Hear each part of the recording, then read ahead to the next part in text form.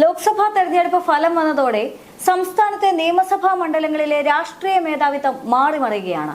കഴിഞ്ഞ നിയമസഭാ തെരഞ്ഞെടുപ്പിൽ 99 സീറ്റ് നേടി തുടർഭരണമെന്ന ചരിത്ര നേട്ടം കൈവരിച്ച ഇടതുമുന്നണിയുടെ ഭൂരിപക്ഷം ലോക്സഭാ തെരഞ്ഞെടുപ്പ് കഴിയുമ്പോൾ വെറും 19 സീറ്റിൽ ഒതുങ്ങി. നിയമസഭാ തെരഞ്ഞെടുപ്പിൽ ഭൂരിപക്ഷം നേടാനാവാതെ പോയ UDFന് ഇപ്പോൾ 110 നിയമസഭാ മണ്ഡലങ്ങളിൽ രാഷ്ട്രീയ മേധാവിത്വമുണ്ട്. ഇടത് വലത് മുന്നണികളോട് മത്സരിച്ച് തൃശൂരിൽ നിന്ന് ലോക്സഭയിലേക്ക് അക്കൗണ്ട് തുറന്ന BJP മുന്നണിക്ക് 11 നിയമസഭാ മണ്ഡലങ്ങളിൽ ഭൂരിപക്ഷമുണ്ട്. BJPയുടെ ഈ വളർച്ച രണ്ട് മുന്നണികളിലായി തളച്ചിടപ്പെട്ട് കിടക്കുന്ന കേരള രാഷ്ട്രീയത്തിൽ വലിയ മാറ്റങ്ങൾ ഉണ്ടാക്കുമെന്ന് ഉറപ്പാണ്. കഴക്കൂട്ടം, വട്ടിയൂർക്കാവ്, നേമം, ആറ്റിങ്ങൽ, കാട്ടാക്കട, മണലൂർ, ഒല്ലൂർ, തൃശൂർ, നാട്ടിക, പുതുക്കാട്, ഇരിഞ്ഞാലക്കുട എന്നിവയാണ് BJP മുന്നണിയായ NDAക്ക് ഒന്നാം സ്ഥാനം ലഭിച്ച നിയമസഭാ മണ്ഡലങ്ങൾ. ഈ മണ്ഡലങ്ങളിലെല്ലാം ഇടതുപക്ഷ MLAമാർ പ്രതിനിധീകരിക്കുന്ന സീറ്റുകളാണ്. അതിൽ സംസ്ഥാന മന്ത്രിസഭയിലെ 3 മന്ത്രിമാരുടെ മണ്ഡലങ്ങളുമുണ്ട്.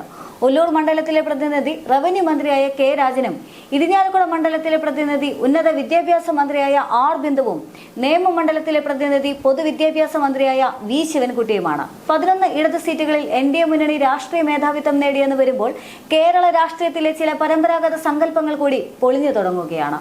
BJP നേടുന്ന വോട്ടുകളെല്ലാം കോൺഗ്രസിന്റെയും UDFന്റെയുമാണെന്നാണ് സംസ്ഥാനത്തെ ഇടത് നേതാക്കളുടെ പതിവ് വായ്ത്താരി. എന്നാൽ 3 മന്ത്രിമാരുടേത് ഉൾപ്പെടെ ഈ 11 സീറ്റുകളും ഇടതുപക്ഷത്തുള്ളതാണ്.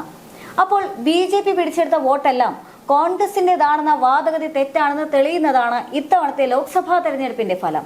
ഈ വാദം തെറ്റാണെന്ന് തെളിയിക്കുന്ന വേറെയും ചില ഉദാഹരണങ്ങൾ ഇത്തവണത്തെ ഫലത്തിലുണ്ട്. തെരഞ്ഞെടുപ്പ് ഫലം വന്നപ്പോൾ BJP മുന്നണി 2ാം സ്ഥാനത്തെത്തിയത് 9 മണ്ഡലങ്ങളിലാണ്. തിരുവനന്തപുരം, കോവളം, നെയ്യാറ്റിൻകര, വർക്കല, ഹരിപ്പാട്, കായംകുളം, പാലക്കാട്, മഞ്ചേശ്വരം, കാസർഗോഡ് എന്നീ മണ്ഡലങ്ങളിലാണ് ലോക്സഭാ തെരഞ്ഞെടുപ്പിൽ രണ്ടാമതെത്തിയത്. ഇതിൽ കോവളവും ഹരിപ്പാടും പാലക്കാടും മഞ്ചേശ്വരവും ഒഴികെയുള്ള എല്ലാ മണ്ഡലങ്ങളും ഇടത് MLAമാരുടേതാണ്. കോവളത്തും പാലക്കാടും ഹരിപ്പാടും മഞ്ചേശ്വരത്തും UDF തന്നെയാണ് ഒന്നാമതായിട്ടുള്ളത്. എന്നാൽ BJP രണ്ടാമതുള്ള ബാക്കി സീറ്റുകളിലെല്ലാം ഇടതുമുന്നണി 3ാം സ്ഥാനത്ത് മാത്രമാണ്. നെയ്യാറ്റിൻകരയിലും വർക്കലയിലും കായംകുളത്തും തിരുവനന്തപുരത്തുമെല്ലാം നിയമസഭാ തെരഞ്ഞെടുപ്പിൽ ഇടതുമുന്നണി വൻ ഭൂരിപക്ഷത്തിൽ വിജയിച്ച സീറ്റുകളാണ്. ഫലത്തിൽ BJPയുടെ വളർച്ചയ്ക്ക് UDFനെ തളർത്തുക എന്ന മുൻ നിലപാടിൽ നിന്നും BJP ഇനി പിന്നോട്ട് പോകും.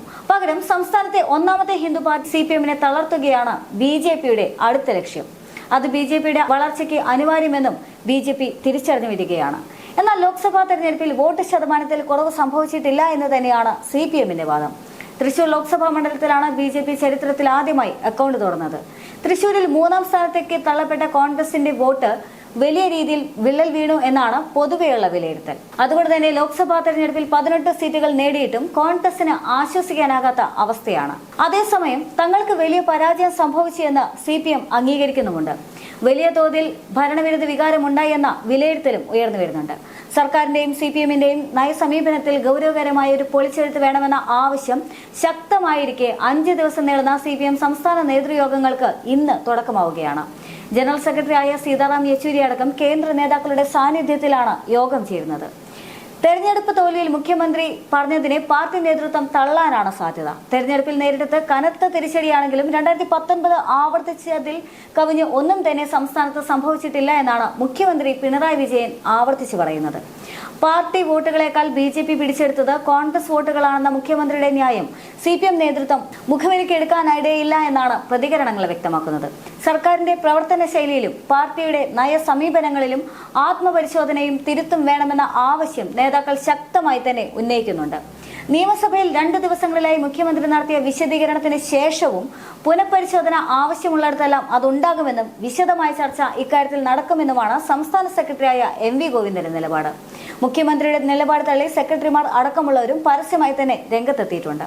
സർക്കാർ പ്രവർത്തനത്തിൽ തുടങ്ങി സോഷ്യൽ മീഡിയ ഉപയോഗിക്കുന്നതിൽ വരെ തിരുത്തൽ വേണമെന്ന ആവശ്യവും ഉയർന്നിട്ടുണ്ട്. തുടർഭരണത്തിന്റെ പശ്ചാത്തലത്തിൽ കേരള ഘടകത്തിലും സർക്കാർ പ്രവർത്തനങ്ങളിലും ഇടപെടുന്നതിൽ നിന്ന് കേന്ദ്ര നേതൃത്വവും വിട്ടുനിൽക്കുകയാണ്.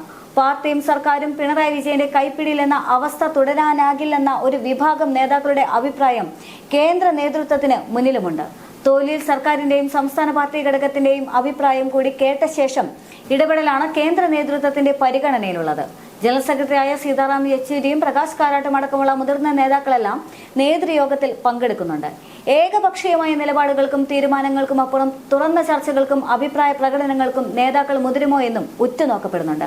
28 മുതൽ 30 വരെ കേന്ദ്ര കമ്മിറ്റി സംസ്ഥാനത്തെ സാഹചര്യം വിശദമായി തന്നെ വിലയിരുത്തും. എന്നാൽ തെരഞ്ഞെടുപ്പിലെ പരാജയത്തിന് കാരണം മുഖ്യമന്ത്രിയുടെ ധാർഷ്ട്യമാണെന്ന ആരോപണത്തിൽ ഉറച്ചു തന്നെ നിൽക്കുകയാണ് രണ്ടാം ഘടകകക്ഷിയായ CPI. തിരുവനന്തപുരം ജില്ലാ കൌൺസിലിൽ മുഖ്യമന്ത്രി പിണറായി വിജയനും മന്ത്രിമാർക്കും രൂക്ഷ വിമർശനം ഉയർന്നിരുന്നു. മുഖ്യമന്ത്രിയുടെ ധാർഷ്ട്യം തെരഞ്ഞെടുപ്പ് പരാജയത്തിന് കാരണമായെന്നാണ് വിമർശനം. മുഖ്യമന്ത്രി മാറാതെ ഭരണം നന്നാകില്ല എന്നാണ് ജില്ലാ കൌൺസിലിൽ വിമർശനമുയർന്നത്. മുഖ്യമന്ത്രിയുടെ മകളുടെ പേരിലുള്ള അഴിമതി ആരോപണവും തെരഞ്ഞെടുപ്പിൽ തിരിച്ചടിയായെന്ന് CPI തിരുവനന്തപുരം ജില്ലാ കൌൺസിൽ വിലയിരുത്തിയിരുന്നു. നവകേരള സദസ്സ് ദൂർത്തായി മാറിയെന്ന കൌൺസിൽ വിമർശനം ഉയർന്നു വന്നു. നടന്നത് വലിയ പണപ്പിരിവാണെന്നും ഉദ്യോഗസ്ഥരെ ഉപയോഗിച്ച് പണം പിരിച്ചെന്നുമാണ് വിമർശനമുയർന്നത്. ലോക്സഭാ തെരഞ്ഞെടുപ്പിൽ തിരിച്ചടിയായത് ഭരണവിരുദ്ധ വികാരമാണെന്ന് CPI തിരുവനന്തപുരം ജില്ലാ കൌൺസിൽ വ്യക്തമായി തന്നെ തുറന്നു പറഞ്ഞിരുന്നു. മന്ത്രിമാരുടെ പ്രകടനവും മോശമാണ് എന്നാണ് ജില്ലാ കൌൺസിലിന്റെ വിലയിരുത്തൽ. ലോക്സഭാ തെരഞ്ഞെടുപ്പിലെ തോൽവിക്ക് പിന്നിലെ വിമർശനം കടുപ്പിച്ചിരിക്കുക തന്നെയാണ് CPI. നേരത്തെ മുഖ്യമന്ത്രി പിണറായി വിജയൻ സ്ഥാനമൊഴിയണമെന്ന് CPI തിരുവനന്തപുരം ജില്ലാ എക്സിക്യൂട്ടീവ് യോഗത്തിലും ആവശ്യം ഉയർന്നിരുന്നതാണ്. ഈ രാഷ്ട്രീയ സാഹചര്യത്തിൽ ഇനി വരാനിരിക്കുന്ന ഉപതെരഞ്ഞെടുപ്പിലും ത്രിതല പഞ്ചായത്ത് തെരഞ്ഞെടുപ്പിലും നിയമസഭാ തെരഞ്ഞെടുപ്പിലും വലിയ നേട്ടം കൊയ്യാനുള്ള അണിയറ നീക്കത്തിലാണ് BJP ഉള്ളത്. UDF-നെ സംബന്ധിച്ചും LDF-നെ സംബന്ധിച്ചും ബാക്കിയുള്ള എല്ലാ തെരഞ്ഞെടുപ്പുകളും ജീവൻ മരണ പോരാട്ടം തന്നെയാണ്. അടുത്ത നിയമസഭാ തെരഞ്ഞെടുപ്പിൽ BJP സീറ്റ് നില ഉയർത്തിയാൽ ഒരുപക്ഷെ കേരളത്തിലെ ഇതുവരെയുള്ള രാഷ്ട്രീയ സാഹചര്യം മാറിമറിയും. അത് വലതും ഇടതും ഒരുപോലെ ഭയപ്പെടുന്നുണ്ട്.